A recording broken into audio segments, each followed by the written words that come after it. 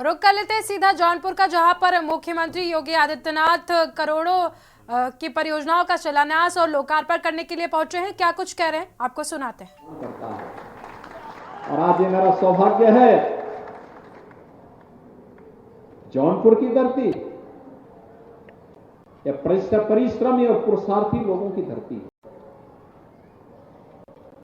यहां पर लोगों ने अपनी मेहनत से, अपने परिश्रम से जौनपुर को एक पहचान दिलाई।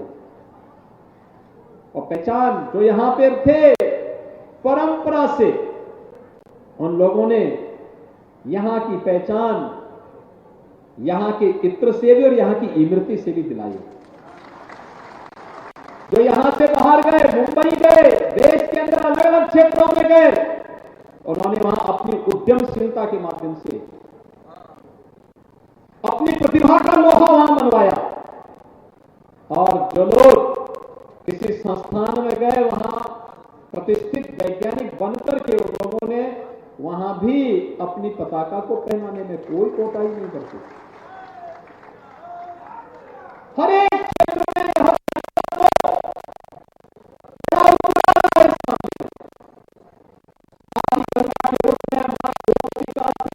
प्राप्त होता रहा है। यहां के हस्तशिल्पी, यहां के कारीगर, यहां का हुनर और यहां की प्रतिभा, जब भी उसे अवसर मिला वह कभी चूका नहीं है, कभी नहीं चूका है। हमेशा उसने अपने को साबित किया है। और यही तो मोदी जी का यही संकल्प है। हम इन सबको, किसी को पीएम विश्वकर्मा के रूप में आगे बढ़ाने का कार्य हो रहा है, वेलफेयर स्कीम के नाम से आगे बढ़ाने का कार्य हो रहा है। और महाराणा प्रताप की प्रतिमा भी स्वदेश और स्वाभिमान का वही प्रतीक है जो हमें राष्ट्रवाद के मार्ग पर चलने की एक नई प्रेरणा प्रदान कर रहा है। आप मुझे एक बात बताइए कि अगर केंद्र और राज्य में ये डबल इंजन की भाजपा की सरकार नहीं होती तो क्या अयोध्या में भगवान राम का मंदिर बन गया होता? क्या ये और लोग बना पाते जो लोग आपके पास ताल ठोकर के आने का प्रयास कर रहे हैं? ये लोग तो लाठी डंडा बरसाते थे। काशी में काशी विश्वनाथ धाम बन पाता क्या? भाइयों बहनों, ये लोग तो जलाभिषेक पे रोक लगाते थे, ये लोग अपमानित करते थे, ये लोग भारत के अंदर पर्व और त्योहारों के पहले दंगे करवा देते थे, पर्व और त्योहारों को शांतिपूर्ण तरीके से मनाने में बैरियर का काम करते थे। आज सरकार बैरियर नहीं बनती, आज तो शांतिपूर्ण तरीके से पर्व और त्योहार मनाने के लिए प्रोत्साहित करती है, उस प्रकार का सपोर्ट करती है, सहयोग करती है। जहां पे कोई बड़ा आयोजन होता है वहां पे पुष्प वर्षा भी करती है, सुरक्षा की पुख्ता व्यवस्था भी करती है। और भाइयों बहनों, मैं आज इसीलिए आपसे कहने के लिए आया हूं, सुरक्षा के साथ खिलवाड़ करने की छूट नहीं देंगे, किसी को भी नहीं देंगे।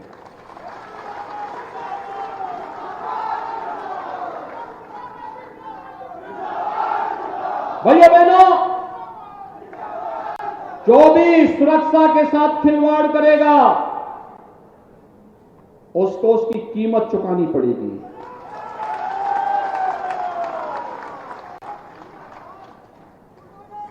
सुरक्षा का यह बेहतर वातावरण ही आज जौनपुर में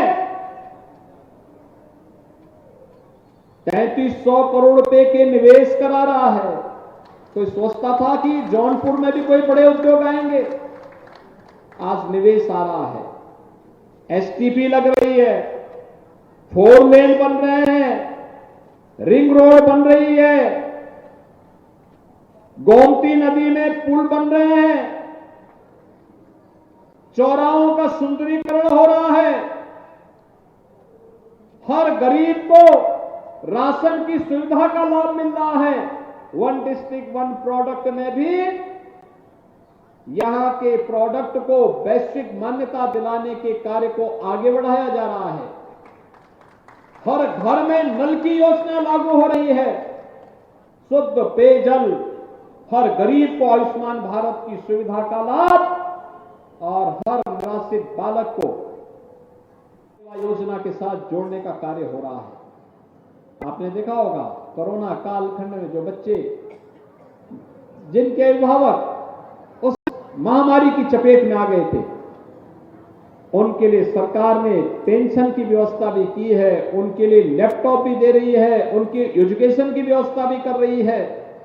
श्रमिकों के बच्चों के लिए भी अटल आवासीय विद्यालय प्रारंभ किए गए हैं और अब हम हर जनपद में इस प्रकार के विद्यालय स्थापित करने जा रहे हैं।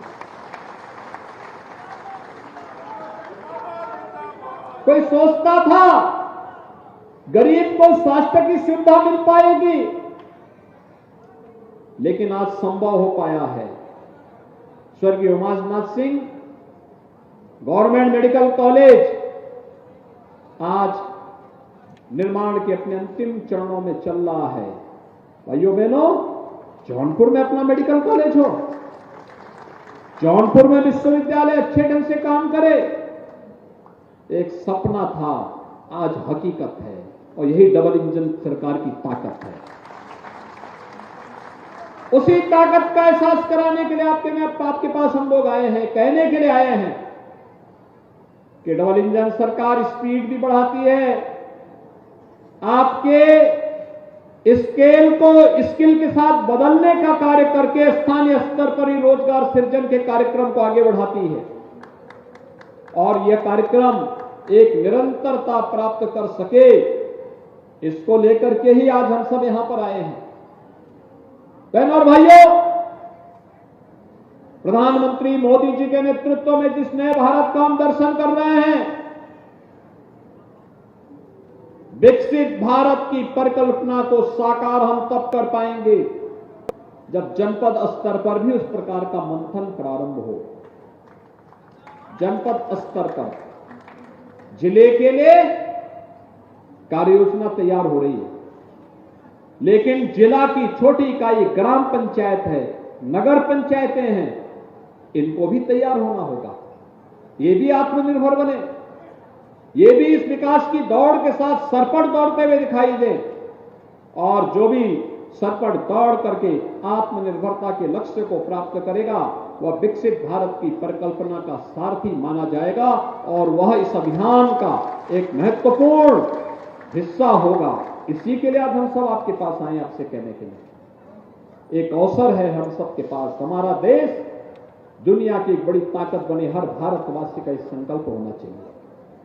मोदी जी इसी बात को लेकर कह रहे हैं, आत्मनिर्भरता का लक्ष्य प्राप्त करना, गुलामी के अंशों को समाप्त करना, अपने नागरिक कर्तव्यों को मानना, जाति पाति के आधार पर विभाजित करने वाले लोगों से पूरी तरह अपने को दूरी बनाए रखना। ये लोग जाति के नाम पर बातें हैं,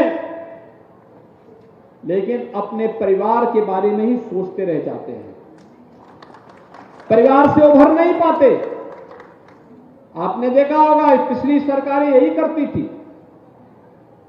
हमें देश के बारे में सोचना है, समग्र समाज के बारे में सोचना है और मोदी जी का यही संकल्प है, सबका साथ और सबके विकास का मंत्र इसी संकल्प को आगे बढ़ाने की कड़ी है। उसी कड़ी को आज आगे बढ़ाने के लिए एक तरफ राष्ट्र नायक वीर शिरोमणि महाराणा प्रताप की भव्य प्रतिमा का लोकार्पण, मैं धन्यवाद दूंगा समिति को भी, कृपाशंकर सिंह जी को भी, गिरीश यादव जी को भी, यहां के सभी जनप्रतिनिधियों को। इतनी भव्य प्रतिमा और कितना भव्य वहां पे चौराहा और पार्क बनाया गया है, यानी कितना भव्य बनाया गया। राष्ट्र नायकों के प्रति जब सम्मान का भाव होगा तो बहनों और भाइयों, दुनिया की कोई ताकत उस देश और उस समाज का बाल बांका नहीं कर पाएगी। भाइयों बहनों, राष्ट्र नायक महाराणा प्रताप के इस शौर्य और पराक्रम को इस जौनपुर के ही बगल में जनपद है मऊ, वहां के एक राष्ट्र कवि हुए श्याम नारायण पांडे जी ने ही हल्दी घाटी के माध्यम से दुनिया के सामने किस ओजपूर्ण तरीके से रखा था। जब पांडे जी अपने कवि सम्मेलनों के माध्यम से हल्दी घाटी का वाचन करते थे, पूरी जनता झूम उठती थी उसके साथ में। मैं इस अवसर पर उनको भी विनम्र श्रद्धांजलि अर्पित करता हूं, उनकी स्मृतियों को नमन करता हूं।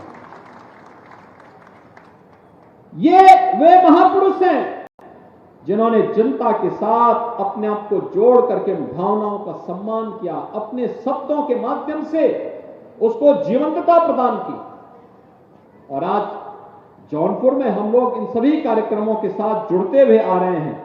मुझे प्रसन्नता है कि यहां पर तमाम विकास के उन कार्यों को आगे बढ़ाने का काम किया और उन कार्यक्रमों को आगे बढ़ाने के साथ ही यहां पर विकास की जिन योजनाओं का लाभ यहां की जनता को प्राप्त हो रहा है, वे सड़क से भी हैं, पेयजल से भी जुड़ी हुई है, यहां के समग्र विकास से जुड़ी हुई वे परियोजनाएं हैं जिनका लाभ जौनपुर वासियों को प्राप्त होगा।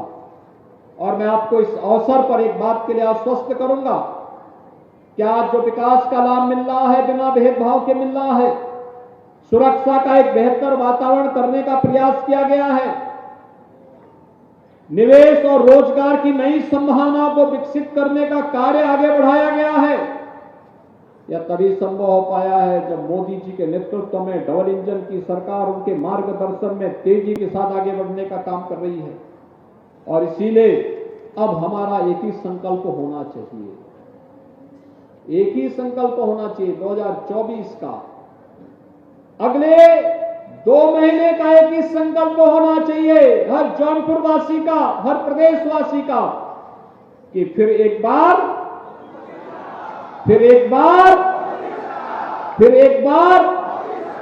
मोदी सरकार। और मोदी सरकार के लिए आवश्यक है यहां पर भी वह करके दिखाना है। तैयार है ना सब लोग? सभी लोग सहमत हैं? सभी लोग सहमत हैं? मोदी जी की सरकार के लिए घर घर कमल खिलाना होगा। सभी लोग सहमत हैं ना?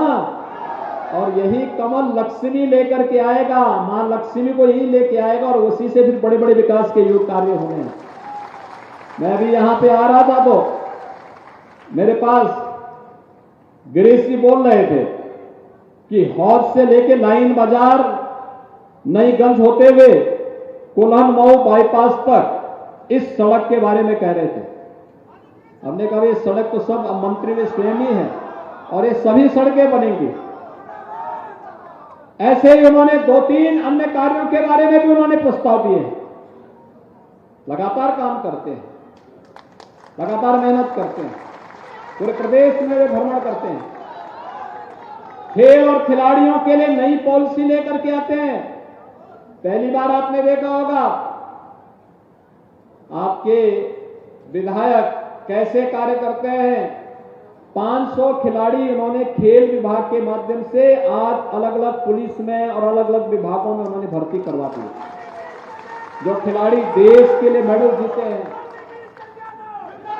हर जिले में स्टेडियम, ब्लॉक स्तर पर मिनी स्टेडियम के निर्माण का कार्य युद्ध स्तर पर चल रहा है, गांव गांव में खेल का मैदान भी बन रहा है।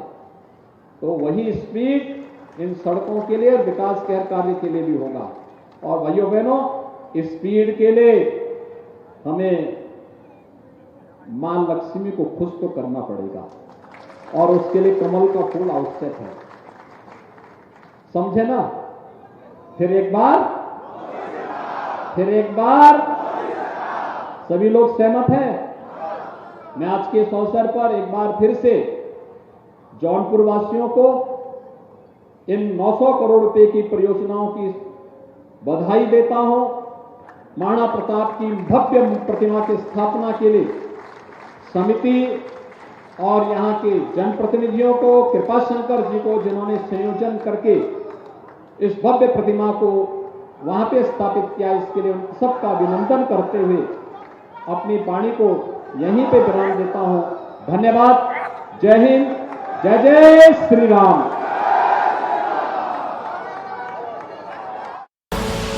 आप देख रहे हैं के न्यूज।